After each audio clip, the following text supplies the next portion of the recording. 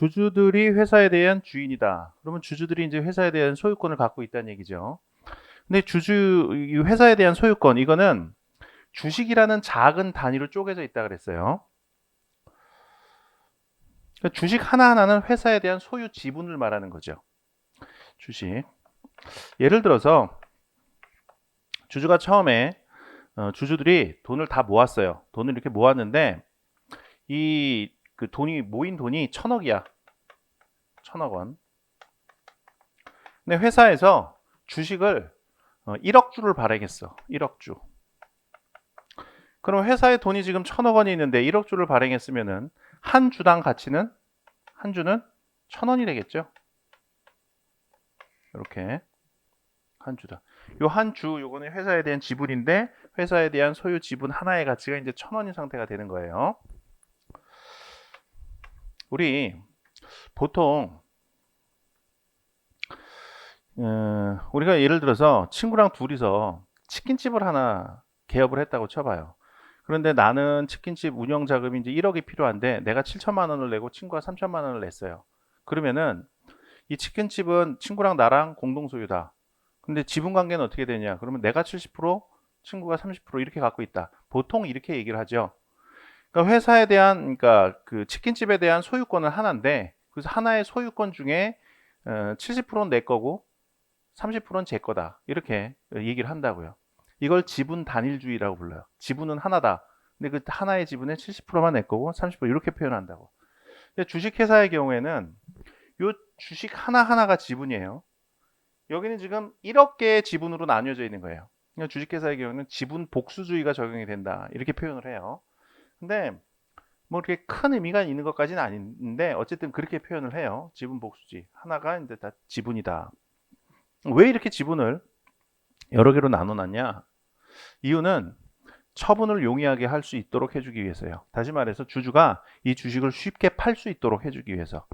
만약에 지분 복수주의를 취하고 있지 않으면 지분을 처분하기가 좀 어려워요. 예를 들어서 여기 주주가 3명이 있다고 쳐봐요. 갑을 병 3명이 있어요. 갑이 60% 지분을 갖고 있고 을이 30%, 병이 10%를 갖고 있다. 이렇게 해봐. 만약에 지분 단일주의를 취하면, 물론 이렇게 60% 갖고 있으면 갑이 지금 600억 회사에 낸 거고 을은 300억, 병은 100억을 낸 거겠죠. 지분 단일주의를 취한 상태에서 갑이 자기 지분을 판다고 치려면 이 600억짜리 지분 하나를 살 수 있는 사람을 찾아야 돼요.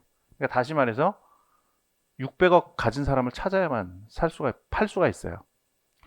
근데 지분 복수주의를 취하면 이 지분이 나눠져 있죠? 1억 주로 나눠져 있어요. 얘는 이제 6천만 주를 갖고 있겠지. 6천만 주. 한 주당 가치는 1,000원이고요. 그러니까 얘 같은 경우에는 6천만 주 개로 나뉘어져 있으니까 일부는 A한테, 일부는 B한테, 일부는 C한테 이렇게 나눠서 팔 수가 있게 된단 말이에요. 그러니까 처분이 용이해지죠. 좀 심하게 얘기하면 1,000원 갖고 있는 사람 600만 명 찾으면은 600만 명한테 1,000원 나눠 갖고 팔면 돼. 근데 1,000원 갖고 있는 사람 많잖아. 그러니까 팔기가 용이해지죠. 이렇게 주식을 쉽게 팔 수 있도록 해주기 위해서 주식을 여러 단위로 쪼개 놓은 거예요. 그리고 하나하나의 지분을 여러 단위로 쪼개 놓은 거예요. 그리고 하나하나의 지분을 주식이라고 부른다라는 거. 자, 그러면 여기서 또 의문이 들죠. 왜 쉽게 처분할 수 있도록 해줘야 되지? 쉽게 처분해 줘야 될 필요가 뭐가 있지? 그런 의문이 들 수가 있겠죠. 자, 지금 오늘 하는 얘기는 그냥 편안하게 들으세요. 이 자체가 시험에 나오는 게 아니야. 그러니까 이건 오늘은 편안하게 그냥 들으세요. 근데 요거를 알면 주식회사 제도를 앞으로 이해하는데 많은 도움이 돼요. 그래서 지금 제가 서론을 이렇게 길게 얘기하는 거예요. 근데 이거는 그 변호사 시험 공부하는 학생들도 다 공통적으로 하는 얘기고 제가 처음에 회계사 시험 강의할 때 그때 학생들도 이거 정말 좋았다, 유용했다라고 얘기를 하는 거니까 제 말을 믿고 요거를 들어보세요. 시험에 저거 안 나오는데 이상한 거 한다 그럴 필요 없어요. 자, 아까 얘기한 것처럼 왜 지분을 쪼개 갖고 쉽게 처분할 수 있도록 해줬냐? 쉽게 처분할 수 있도록 해주는 게 왜 중요하냐? 자, 주식회사의 경우 아까 우리 회사법상의 회사 종류 중에서 가장 대규모 회사를 염두에 두고 만든 회사 종류라 그랬죠. 이 대규모 회사 회사를 운영하려면 운영 자금이 많아야 돼. 운영 자금이 많으려면 주주들이 돈을 많이 내야 되겠죠. 근데 주주들이 돈을 많이 내려면 돈 많은 사람 몇 명만 있어갖고 되는 게 아니에요. 다수의 주주들로부터 조금씩 걷어갖고 돈을 많이 모아서 큰 사업을 하려고 하는, 그게 이제 주식회사란 말이야. 그러면 다수의 주주들이 돈을 쉽게 내려면 내가 이 회사에 투자해야지라는 투자 결심을 하기가 용이해야 되겠지. 투자자들이 이 회사에 투자를 할 때 내가 이 회사에 투자해야지라고 하는 결심이 용이하게 이루어져야, 그래야 다수의 사람들로부터 돈을 모아서 큰 돈 모아갖고 큰 사업할 수 있단 말이에요. 그런데 투자자들이 투자 결심을 할 때 고려하는 거는 한 두 가지 정도가 있을 거예요. 중요하게 고려하는 거. 우선 첫 번째로 이 회사가 사업이 잘 될까? 돈 잘 버는 회사일까? 이걸 고려하겠죠. 그래서 돈 잘 벌겠다 싶어야 투자를 하겠지. 뭐 그건 당연한 거예요. 근데 그건 지금 여기서 말하려는 건 아니야. 지금 말하는 건 두 번째예요. 두 번째, 얘 투자를 했을 때 중요하게 고려하는 사항이 뭐냐면, 내가 지금은 이 회사가 유망할 것 같아갖고 이 회사에 투자를 한다. 그런데 내 생각과 다르게 이 회사가 잘 못 됐을 때 내가 투자금을 용이하게 회수할 수 있을까? 용이하게 회수할 수 있을까? 요게 매우 중요한 고려 사항이라고요. 투자 판단이 잘못됐다고 했을 때 용이하게 회수할 수 있으면 투자금을, 그러면은 투자 결정도 하기가 쉬워져요. 그런데 내 판단이 틀렸다고 했을 때 이 투자금을 회수하기가 너무 어려운 상황이 되면 이 투자금 다 날리겠네 싶으면은 투자 결정을 할 수가 없단 말이에요. 자, 그럼 투자금을 회수하는 방법은 뭐가 있겠어요? 투자를 하면 이 회사에 대한 소유 지분을 취득하게 돼요. 이 지분을 취득하게 되는데 이 투자금을 다시 회수를 하려면 방법이 뭐가 있겠냐고. 두 가지 방법이 있을 수 있어요. 회사로부터 투자금 반환을 청구해. 그 방법이 있을 수 있어요. 야, 지분 돌려줄 테니까 회사 너 내가 냈던 돈 돌려줘. 이렇게 요구하는 방법이 있을 수 있어요. 첫 번째. 그리고 두 번째는 이 지분을 다른 사람한테 파는 방법이 있어요. 그런데 나중에 얘기하겠지만 주식회사의 경우에는 회사한테 출자금 돌려달라고 요구하는 거, 이거는 엄격하게 금지돼요. 이걸 출자금의 환급이라고 하는데 엄격하게 금지돼. 아주 극히 예외적인 경우 외에는 출자금 환급은 안 해줘요. 거의. 극히 예외적인 경우는 해주긴 하지만 출자금 환급이 안 돼. 그러면 결국 뭐가 되겠어요? 처분이 용이해야 되겠지. 다른 사람한테 처분하는 것밖에 없죠. 출자금 회수는. 그래서 처분이 용이하도록 해주려고 하는 거예요. 자, 정리하면 주식회사의 경우에는 큰 돈을 모아야 된다. 큰 돈을 모으려면은 다수의 사람들로부터 돈을 모아야 된다. 조금씩이라도 다수의 사람들로부터 돈을 모아야 된다. 다수의 사람들로부터 돈을 모으려면 출자자가, 즉 투자하는 사람이 출자하겠다는 결심이 용이해야 된다.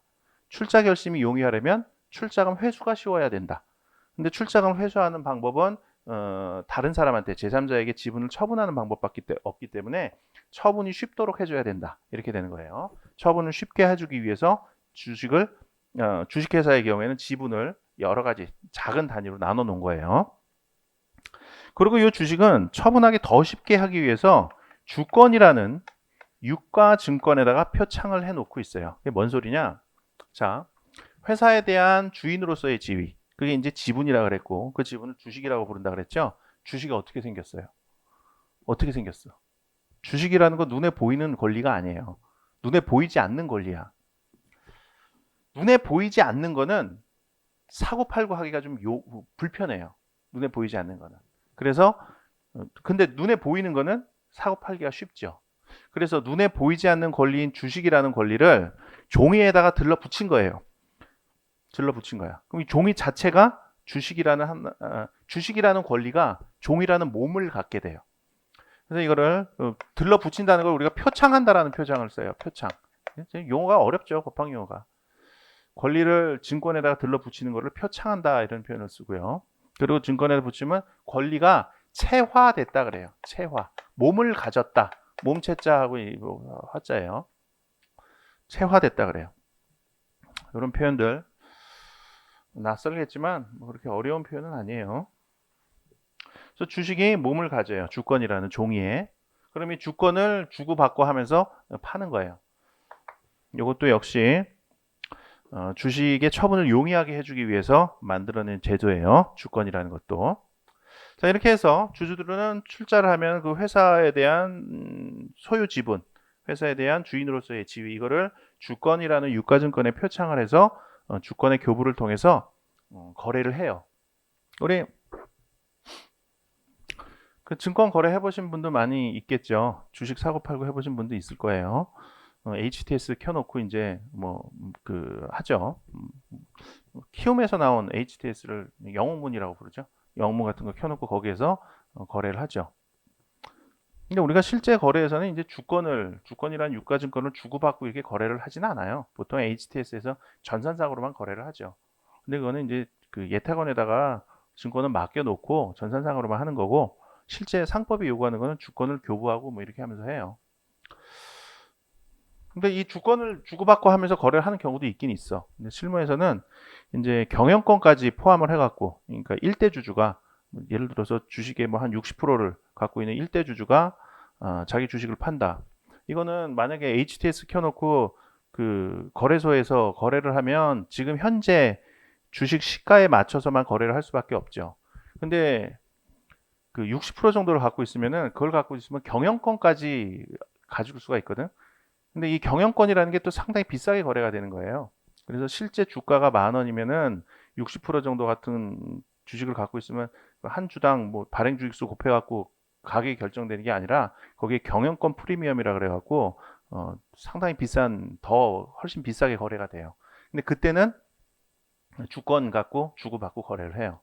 근데 그때는 주권이라는 표현 실무에서는 잘 쓰지 않아요. 실물 주식이라고 표현을 써. 실물 주식 주고받고 하면서 거래를 한다, 이렇게 하죠. 어쨌든 상법이 예정하는 거는 주권 교부를 통한 거래예요. 주권 발행되지 않았을 때 거래는 나중에 주권 발행 전 주식 양도라는 테마에서 자세하게 배울 거예요. 그때 보시죠. 자, 여기서 지금 기본 개념 보는 거니까요. 자, 방금 얘기한 것처럼 주식은 주권에 표창돼서 회사 밖에서 계속 거래가 돼요. 얘는 이제 회사 밖에서 거래를 하는 거죠. 자, 그런데 회사 입장에서는, 회사는 평상시에는 대표이사가 중심이 돼서 이사회가 경영을 한다 그랬죠. 근데 이사회 입장에서는 주주가 누구인지를 알아야 되는 상황이 많이 있어요. 가장 대표적으로 상장회사 같은 경우에는 3월 중순 정도에 정기주주총회를 하죠. 그래서 정기주주총회에서 재무제표가 승인이 되면 거기서 이익배당을 하게 되죠. 이익배당 결의와 재무제표 승인 결의가 뭐 같은 거죠, 사실상. 그래서 이익배당 결의를 하면 이익배당이 이루어져야 돼요. 근데 이익배당은 이제 주주들한테 번 돈 나눠주는 건데, 회사 입장에서 주주들한테 번 돈 나눠주려면 주주가 누군지 알아야 되잖아. 그렇죠? 그리고 주주총회에서 의결권을 행사해서 뭔가 의사결정을 하려면 대표이사들이 그 좀 이사선임을 한다. 예를 들어서 합병 경의를 한다. 그러면은 주주들한테 소집 통지를 해갖고 주주들을 일정한 장소에 모아갖고 거기에서 이사선임 결의나 합병 결의, 이게 이루어져야 된단 말이야. 다수결로 이루어져야 된단 말이에요. 그러면은 얘네들이 회사 바깥에 있는 주주들한테 소집 통지를 해야 된다고. 주주총회 와갖고 의사결정 해주세요. 이거 소집 통지를 해야 된다고. 소집 통지를 하려면 주주가 누군지를 알아야 돼. 회사 입장에서는. 이익 배당을 해줄 때나 의결권 주주총회 소집을 할 때나 주주가 누군지를 알아야 된단 말이에요. 그런데 주주는 주식을 주권에 표창해갖고 회사 바깥에서 계속 주권 교부를 통해서 주식이 양도되고 있다고요. 회사 바깥에서 이루어지는 거고, 얘네들은 그걸 알 수가 없어요. 주주는 엄청 많은데. 그럼 얘네들이 주주가 누구인지 파악하려면 어떻게 해야 되겠어요? 그래서 상법은 주주 명부라는 제도를 만들었어요. 주주 명부라는 제도는 주주들 이름 적어놓는 장부예요. 이걸 만들어 놓고 이렇게 한 거야.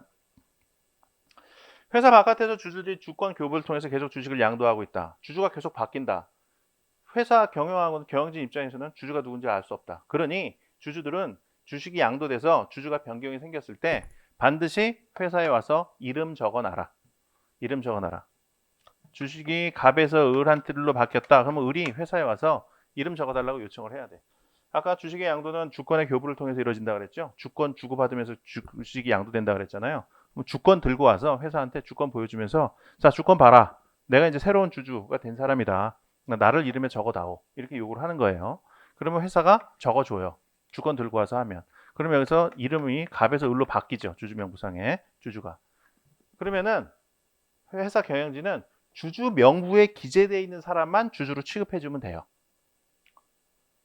아까 주식의 양도는 주권의 교부로서 이루어진다 그랬어요. 주권만 받으면, 갑이 을로부터 주권만 교부받으면 주주가 완전 된 거야. 완전한 된 거예요. 하지만 을이 아직 자기 이름 적어달라고 신청하지 않아서 회사가 갑을 주주로 취급을 해줬다. 갑은 이제 더 이상 주주가 아닌데 갑을 주주로 취급해줬다. 갑을 주주로 취급해서 갑한테 이익 배당을 해주고, 아니면 주주가 아닌 갑을 불러다가 주주총회에서 의결권을 행사하도록 했다. 다 적법해요. 그런 경우에. 다시 말해서 자기가 주주가 됐음을 회사에게 주장하기 위해서는 주주 명부에 반드시 자기 이름을 기재를 해야 된다는 거야. 을은. 그렇지 않으면 주주권 행사를 못해요. 주주 명부에 이름을 아는, 의결권이든 이익배당 청구권이든 주로서의 권리를 행사를 못해.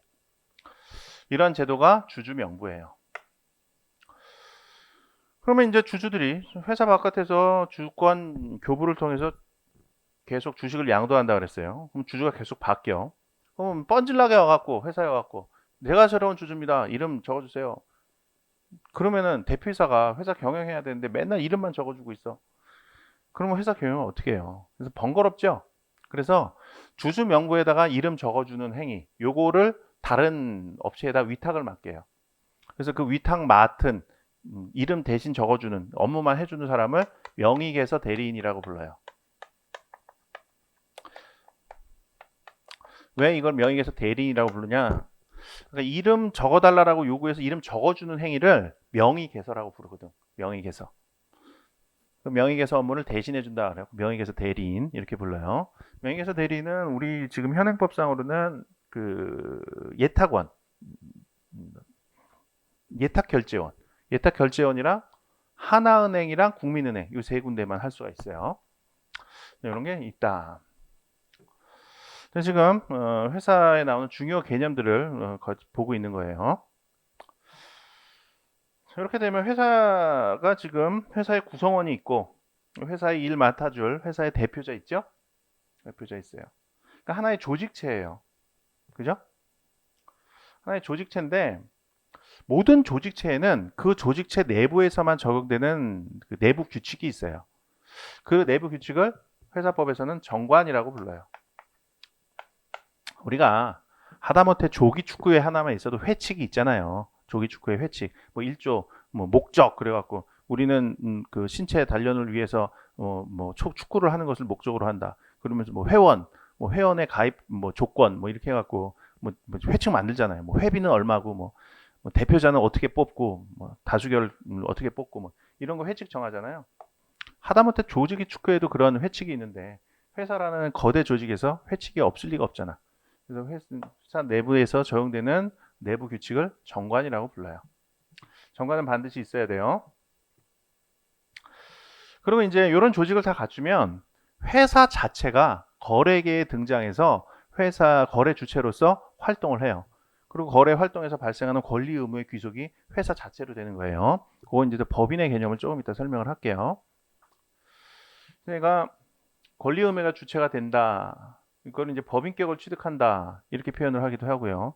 그러면 얘가 이제 법인이 된다. 이렇게 표현을 해요. 뭔지 좀 이따 얘기할게요. 법인이 되기 위해서는 등기를 해야 돼요. 등기. 얘가 거래 주체로 나와갖고 거래를 하려면 거래 상대방이 이 회사에 대한 기본 정보를 알아야 되겠죠. 기본 정보들. 그래서 그 기본 정보들을 대외적으로 널리 공포하는 거야. 공고하는 거예요. 그런 거를 등기라고 해요. 가장 대표적인 등기사항 뭐가 있을까요? 대표이사가 누군지. 이거 가장 대표적인 등기사항이겠죠. 대표이사. 예를 들어서 어떤 사람이 회사하고 거래를 하고 싶어요. 그러려면 회사 대표자가 누군지를 찾아가서 그 대표자하고 계약서 써야지 거래가 될 거 아니에요. 그럼 대표이사가 누군지 알아야 돼. 그럼 회사 입장에서 알려줘야지. 어떤 방법으로 알려줘요? 등기를 통해서.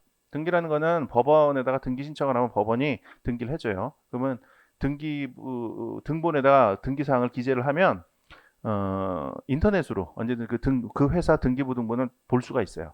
보면은 거기 이제 대표자가 누군지 이사가 누군지 다 나와요. 그러면 거래하고 싶으면 그 사람 찾아가면 돼. 이렇게 등기까지 하면 회사가 권리 의무의 귀속 주체가 돼요. 법이 정한 법인격을 취득을 한다는 거죠. 권리 의무의 귀속 주체가 될 자격을 법인격이라고 불러요. 그래서 법인이 되는 거죠. 하나의 회사 자체가 사람이 되는 거예요. 이거를 이렇게 표현을 해요. 그림상으로.